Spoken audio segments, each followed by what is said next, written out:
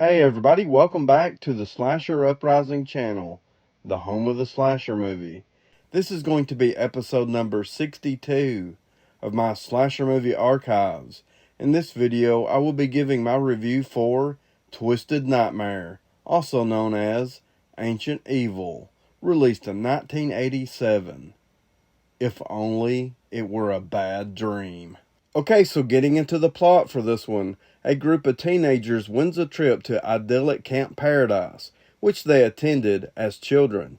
But after arriving, they begin to disappear one by one. The survivors suspect that their nightmare may be connected to the horrific burning death of a handicapped child at the camp years before.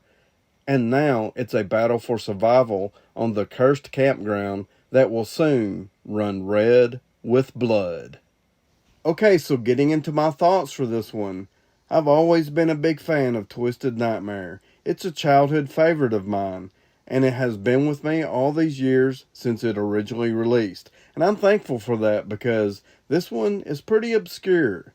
Now, I don't want to oversell it because it's not perfect, it has issues, and it's probably not as good as my kid brain thought it was all those years ago. And if that is the case, it's probably not. But if that is the case, even after all those years, still to this day, I find Twisted Nightmare to be a highly entertaining, low-budget 80s slasher movie. So overselling it, it is. But I can't help it because I really think this movie is a lot of fun. One of the really interesting things about Twisted Nightmare that I wanted to point out is that it shares the exact same set location as Friday the 13th Part 3. In that movie, it's referred to as Higgins Haven. In this movie, it's called Camp Paradise. But no matter what you call it, it's the exact same cabin and it's the same barn. And it's really interesting if you look back at the way both movies were shot and filmed. For example, Friday the 13th Part 3 has a lot of close-up shots of the cabin and the barn. Of course, there's a few wide shots, but it's filmed in a way where you only see what they want you to see, and you don't see very much of the surroundings. But here in Twisted Nightmare, you see a lot of wide shots of the cabin and the barn, and you get a really good sense of the surroundings. You see a lot more in Twisted Nightmare in terms of the exterior shots of the setting. It's two really neat interpretations of the same set location. And something else that I wanted to point out, in Friday the 13th Part 3, the barn was a really important set piece, and here in Twisted Nightmare, I would say it's equally as important to this movie's storyline. So moving right along, I want to talk a little about the story in Twisted Nightmare. In this one, we get a flashback sequence. Now, it's not at the beginning of the movie, it happens a little later on, but I thought it was the best place to start. In this flashback, we see a group of friends hanging out at Camp Paradise. The guys are having fun throwing around the football, and the girls are sitting on the porch with Matthew. Matthew is referred to as a handicapped child in the plot description. This group of friends are referred to as children. Let's be clear, they're clearly adults. Immature adults, but adults nonetheless. They begin to pick on Matthew about his sex life. Upset and embarrassed, Matthew storms away into the barn. Once inside, an evil presence ignites Matthew into flames, burning him to death and setting up a revenge storyline. The story will move forward 2 years, and mysteriously, the same group of friends all win a trip back to Camp Paradise. Upon arriving, there's excitement in the air for hunting, drinking, partying, and of course, sex. This, of course, is a slasher movie, and it's not long before the excitement turns to terror, as members of the group are stalked and murdered by a hideous, revenge-seeking supernatural killer. And in true 80s fashion, the movie score is darn near perfect. It does a great job of setting the mood with mystery, suspense, and terror. I especially like the heavy metal sounding music when the killer is on the attack. It was simple, but incredibly effective. This Code Red Blu-ray features Play Movie, Play Audio commentary, a on-camera interview with Cleve Hall, a on-camera interview with Brad Bartram, an evening at the New Beverly, and it's pretty much a theater. And then it has Code Red movie trailers. Okay, so now I'm going to talk about the characters we have in Twisted Nightmare. This one opens with Laura, who awakens from a twisted nightmare. She was dreaming of ancient evil spirits. Laura, along with her friends, won a free trip back to Camp Paradise, the site where 2 years before, her brother Matthew was burned to death. This time around, Laura is accompanied by her new boyfriend Sean, who seems like a decent enough guy. He instantly fits right in with Laura's friends.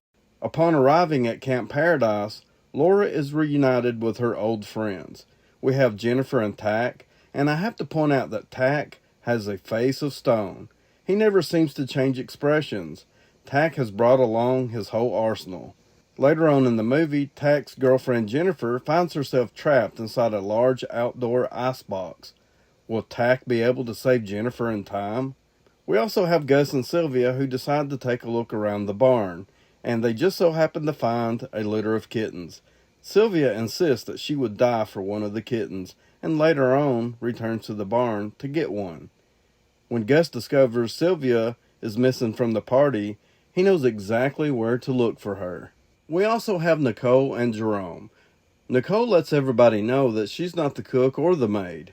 They will later have some steamy, intimate time in the sauna along with Jeff and Nancy. And let's just take a minute to talk about Dean. He is one of the biggest assholes ever captured on film. Not really sure what his girlfriend Sherry sees in him. He jerks her around like a rag doll, and she just takes it.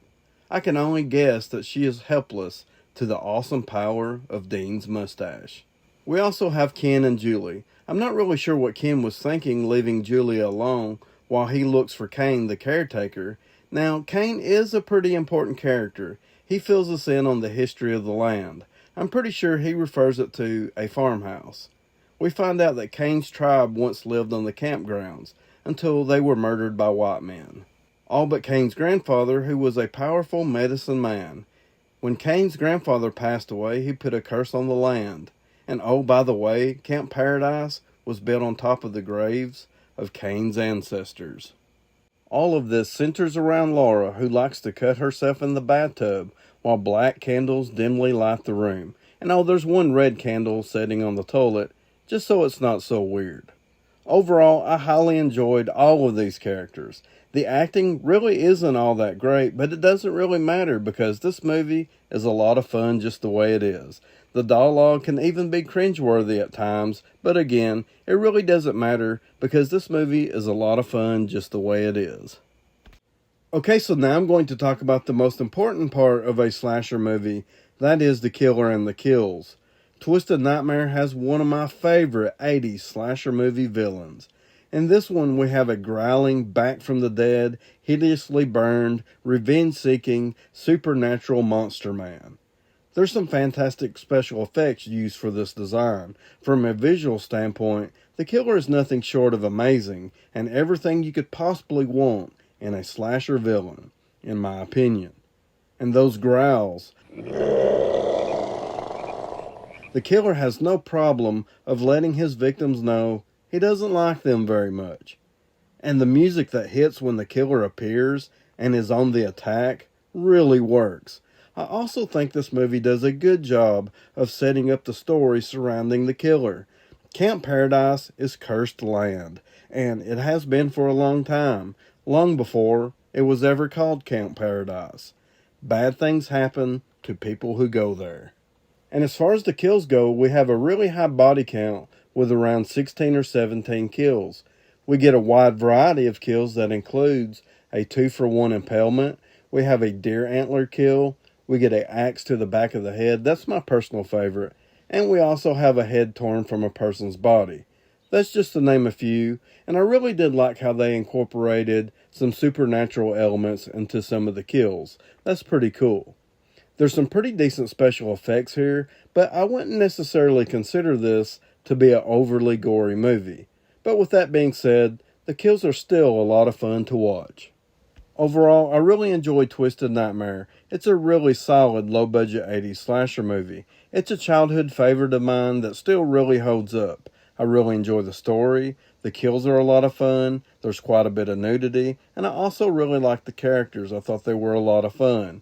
And the fact that this movie shares the same set location as Friday the 13th Part 3, well, that's pretty neat if you think about it. So this one is going to come highly recommended. IMDb give Twisted Nightmare a 4.3 out of 10. I'm going to give it a 7.5 out of 10. Remember, evil never dies, it rests a while. It watches, it waits. If you like the video, please give me a thumbs up and subscribe to the Slasher Uprising channel, the home of the slasher movie. Tune in each and every Saturday night for a new video as evil takes back the night. Be sure to comment below and let me know if you have seen Twisted Nightmare, or just let me know what you think of the video. And as always, I would like to thank you all for watching.